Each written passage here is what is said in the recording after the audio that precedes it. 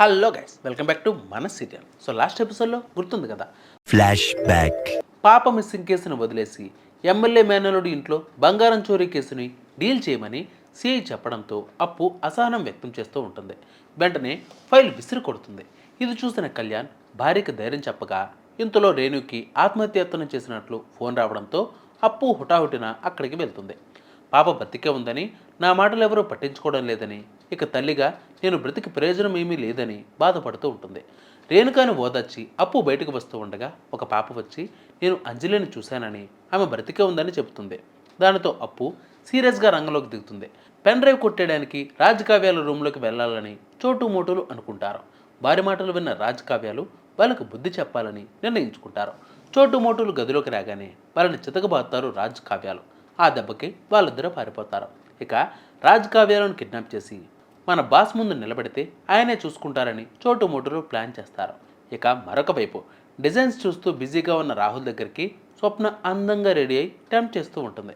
ఇదంతా గత ఎపిసోడ్లో హైలైట్. ఇక ఈరోజు అంటే 901వ ఎపిసోడ్ వరకు వచ్చేసాం. సర్లే, మీరు ఎలాగో లైక్ కొట్టరు, కానీ నేను మాత్రం కాంప్రమైజ్ కాను, నేను చేస్తూనే ఉంటాను. సో ఇక ఈరోజు ఏం జరగబోద్ది అంటే, A few moments later. స్వప్న అందాన్ని పొగుడుతూ ఆమెను బుట్టలో వేసుకుంటాడు రాహుల్. ఈరోజు మన పెళ్లి రోజు కూడా కాదు కదా, మేడం గారు అందంగా రెడీ అయ్యారని అడుగుతాడు రాహుల్. మొగుడు ముందు అందంగా రెడీ అవ్వడానికి కూడా కారణం కావాలా? మంచి టైం ఉంటే సరిపోదా అని ఉంటుంది స్వప్న. నువ్వు ఇంతలా సపోర్ట్ చేస్తావని తెలుసుంటే నేను ఎప్పుడో మారిపోయేవాడినని అంటాడు రాహుల్. నేను మారడంలో నీకే థ్యాంక్స్ చెప్పాలి. మొదట నన్ను నమ్మింది నువ్వే, కావేరిని రాజుని ఒప్పించి కంపెనీ పెట్టించింది నువ్వేనని అంటాడు రాహుల్. స్వప్నాను ముద్దు పెడుతూ రాహుల్ ఆగిపోతాడు. ఏం జరిగిందని స్వప్న అడగ్గా, నీ చేత సెలెక్ట్ చేయించిన డిజైన్స్ని మ్యానుఫ్యాక్చరింగ్కి పంపించాను కదా అని అడుగుతాడు. ఆ డిజైన్స్కి పబ్లిసిటీ కావాలని చెబుతాడు. రాజ్ తన కంపెనీలో సెలబ్రిటీలను పెట్టి యాడ్స్, ఫోటోషూట్ తీయించినట్లే నువ్వు కూడా చేయమని సలహా ఇస్తుంది స్వప్న. నా కంపెనీ రాజ్ కంపెనీ అంత పెద్దది కాదని సెలబ్రిటీస్ని పెట్టుకుందాము అంటే కోట్లు అడుగుతున్నారు కదా, ఇప్పుడు పబ్లిసిటీ కోసం అంత బడ్జెట్ పెట్టాను అంటే కంపెనీని నడపడం కూడా కష్టమవుతుందని చెబుతాడు రాహుల్. పబ్లిసిటీ చేయకపోతే పబ్లిక్కి ఎలా రీచ్ అవుతుందని అడుగుతుంది స్వప్న. నీకు మోడలింగ్ తెలుసు కదా, ఫోటోషూట్లో నువ్వే వచ్చి చేయమని అడుగుతాడు రాహుల్. ఆ మాట వినగానే స్వప్న షాకే రెడ్, బ్లూ, గ్రీన్ అన్ని కలర్స్ మారిపోతాయి. మన కంపెనీకి నువ్వే బ్రాండ్ అంబాసిడర్ అయితే ఎవరి కాళ్ళు పట్టుకోవాల్సిన అవసరం ఉండదని అంటాడు రాహుల్. నా కోసం, పాప ఫ్యూచర్ కోసం ఒప్పుకోమని చెబుతాడు రాహుల్. దానితో ఒప్పుకుంటుంది స్వప్న. ఆ డిజైన్స్ అన్నీ నావేనని అఫీషియల్గా నువ్వు ఒప్పుకున్నట్లు ఇక నన్ను ఎవ్వరూ ఆపలేరని మనసులో అనుకుంటాడు రాహుల్. ఇక మరొక వైపు చోటు మోటోలకు బాగా బుద్ధి చెప్పామని రాజకావ్యాలు నవ్వుకుంటూ ఉంటారు. ఇంతలో వాళ్ళిద్దరిని ఎలా కిడ్నాప్ చేయాలో చోటు మోటులు ప్లాన్ చేస్తూ ఉంటారు. ఇంతలో రాజుకు తెలిసిన పోలీస్ ఆఫీసర్ అక్కడికి వస్తాడు. మరొక వైపు రూమ్లో దొరికిన పెన్ డ్రైవ్ని రాజకావ్యాలకు ఇవ్వమని సర్వీస్ బాయ్ తన మనిషిని పంపగా అతను నేరుగా పోలీస్ ఆఫీసర్కి ఇస్తాడు. అది రాజకావ్యాలదని అనుకున్న ఆఫీసర్ వాళ్ళకి తిరిగి ఇవ్వడానికి వెళ్తూ ఉండగా చోటు మోటులు వాళ్ళిద్దరిని కిడ్నాప్ చేసి వ్యాన్లో ఎక్కించుకుని తీసుకువెళ్తారు. ఇది చూసిన పోలీస్ ఆఫీసర్ వాళ్ళని వెంబడిస్తాడు. రాజకావ్యాలను కిడ్నాప్ చేసింది మురుగురు మనుషులని తెలుసుకున్న పోలీస్ ఆఫీసర్ ఆ పెన్ డ్రైవ్లో ఏముందో తెలుసుకోవాలని అనుకుంటాడు. స్వప్నతో మోడలింగ్ చేయించడానికి రాహుల్ అన్ని ఏర్పాట్లు చేస్తాడు. అందంగా రెడీ అయి స్వప్న రావడంతో ఫోటోగ్రాఫర్ షాక్ అవుతాడు. ఇంత అందమైన టాలెంటెడ్ భార్య దొరికినప్పుడు ఆ అవకాశాన్ని నేనెందుకు వదులుకుంటాను అని అంటాడు రాహుల్.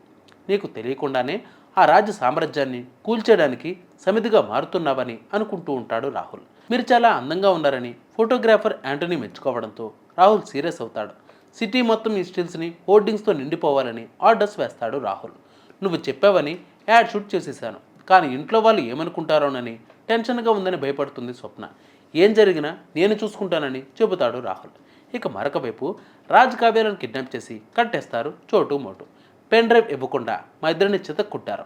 మిమ్మల్ని అంత తేలికగా వదలమని అంటారు వాళ్ళు. మా దగ్గర ఏ పెన్ డ్రైవ్ లేదని రాజు చెప్పినా వాళ్ళు పట్టించుకోరు. పెన్ డ్రైవ్ శృతి దగ్గర ఉందని అన్నారు కదా, ఆమెను పిలిపించండి అని చెబుతాడు. అది వేరే పెన్ డ్రైవ్ అని, అది కాదని అంటాడు రాజ్. మా బాస్ వచ్చేలోగా పెన్ డ్రైవ్ మా చేతిలో లేకపోతే మీ ఇద్దరిని చంపేస్తామని వార్నింగ్ ఇస్తారు చోటు మోటు. ఇక ఈరోజు లాస్ట్ డే ట్రీట్మెంట్కి వెళ్ళాలని కావ్య టెన్షన్ పడుతూ ఉంటుంది.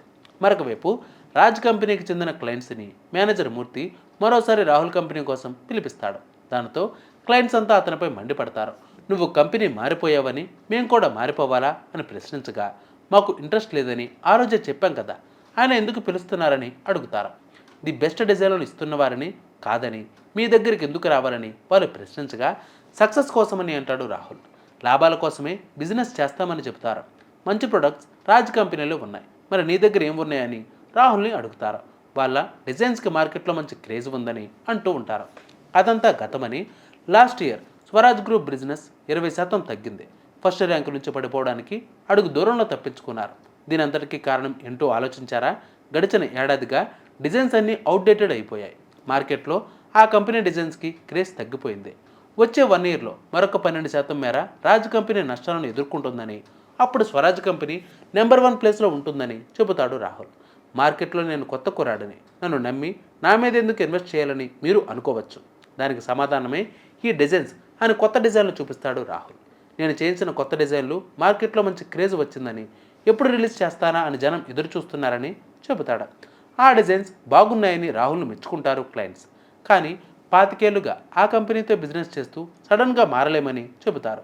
మీకు లాభాలు కావాలి అనుకుంటే నాతో ఉండండి, రిలేషన్ కావాలి అనుకుంటే రాజుతోనే ఉండమని చెబుతాడు రాహుల్.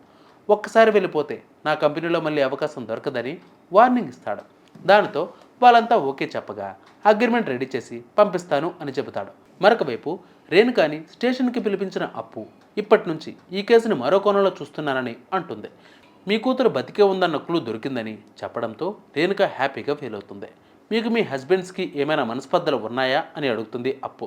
మీ వారిని అనుమానించాల్సిన అవసరం లేదు, కానీ నన్ను నా పాపని ఎంతో ప్రేమగా చూసుకుంటారని చెబుతుంది రేణుక. ఇంతలో ఆమె భర్త అక్కడికి వస్తాడు. ఇంతటితో ఎపిసోడ్ క్లోజ్. సో నెక్స్ట్ ఎపిసోడ్లో మళ్ళీ కలుద్దాం. అందరికీ కీప్ వాచింగ్ మన సిరీస్.